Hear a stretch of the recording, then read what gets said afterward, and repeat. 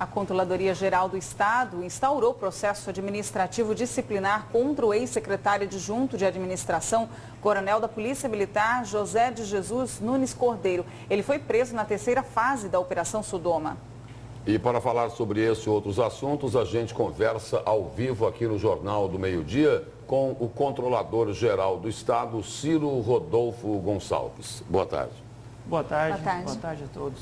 Boa tarde aos telespectadores. Controlador, nessa terceira fase da Operação Sodoma, o que foi mostrado aí para toda a opinião pública foi de que uma única empresa pagou aí uma montanha de propina para os agentes públicos. E isso tudo concentrado lá na Secretaria de Administração na gestão anterior. Então, tem muita coisa a mais aí para ser investigado. Perfeito. Desde os trabalhos que iniciamos ano passado... Porque o que a juíza Selma de Arruda diz é o seguinte, que existiu uma quadrilha. Foi separado as atuações de auditoria, nós separamos em algumas secretarias que a gente tinha esse mapeamento, secretarias chamadas secretarias de risco, que operavam volume financeiro, contratos relevantes para o governo do Estado. A Secretaria de Administração era uma dessas secretarias importantes. Ela figurava, hoje ela ainda atua como uma secretaria que lida com as compras públicas, as compras corporativas do Estado. Então, são os contratos de caráter continuado, que são contratos que eram renovados ano após ano. Então, tudo isso foi mapeado como uma unidade de risco e, consequentemente, os contratos ali dentro também contratos de risco. E todos esses diagnósticos foram compartilhados com essas demais autoridades, elas que estão dando esses andamentos da Sodoma. A Controladoria Geral, ela concluiu a análise anual dos controles internos dos órgãos. Esse trabalho, ele pode identificar situações assim de fraudes como essas ou mais falhas de sistema, de processos? Informações que o senhor falava agora há pouco foram entregues nesse documento, né, numa...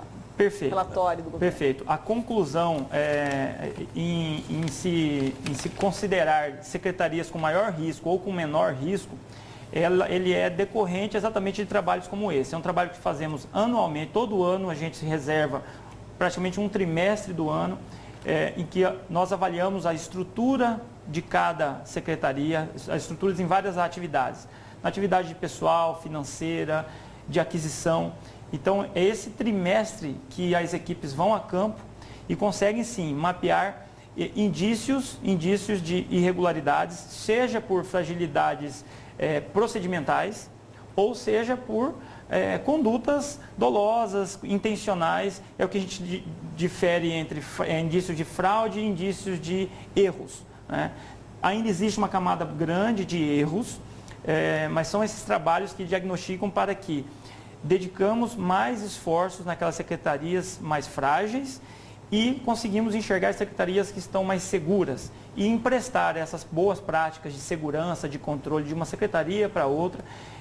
Esse é um dos trabalhos que a Controladoria se encarrega de fazer todo ano. Controladoria, e o caso aí da Casa Militar? Teve uma denúncia de que teria ocorrido a compra superfaturada de uma aeronave. O chefe da Casa Militar, ele ficou afastado alguns dias e depois ele voltou ao cargo. Ele conseguiu explicar que fez tudo corretamente ou não?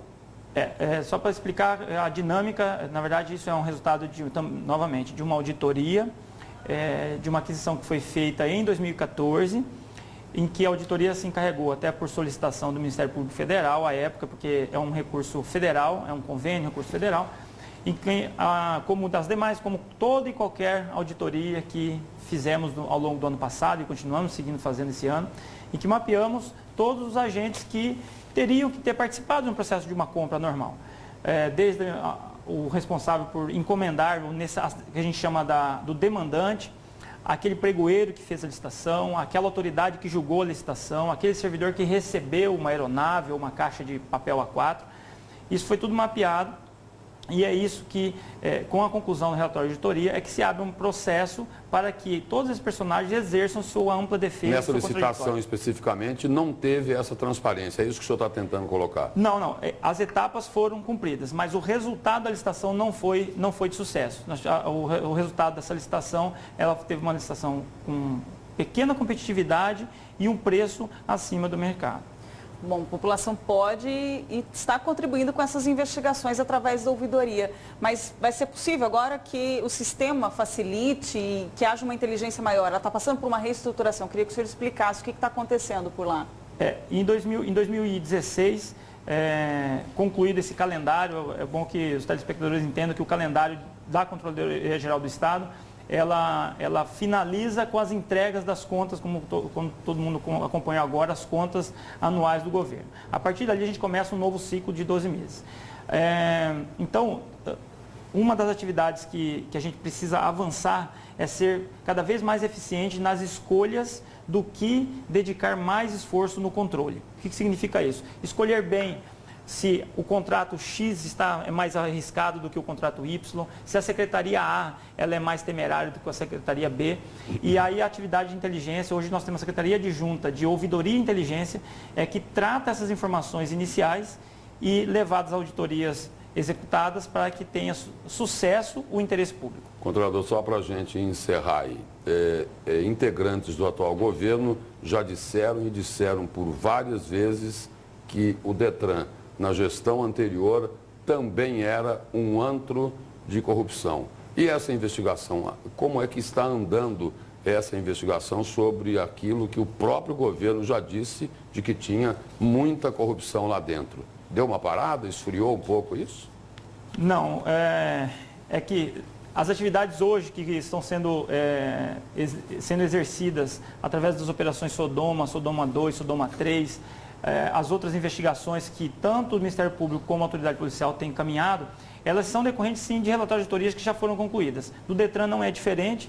Agora, não só o tempo, mas a forma sim de sigilo de algumas investigações policiais, isso é natural, isso é da natureza da própria investigação e do sucesso. Haja vista o sucesso que tem sido, que estamos vivenciando dessas operações que estão sendo feitas de uma maneira jurídica muito firme, muito sólida, com o cruzamento de todas as informações para que não haja equívoco e novamente o interesse público seja prejudicado.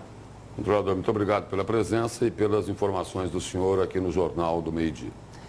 Eu que agradeço, mais uma vez, trazendo um pouco de transparência aí do que é a instituição e do que esse governo está dedicado a equalizar as contas públicas e atingir os seus objetivos.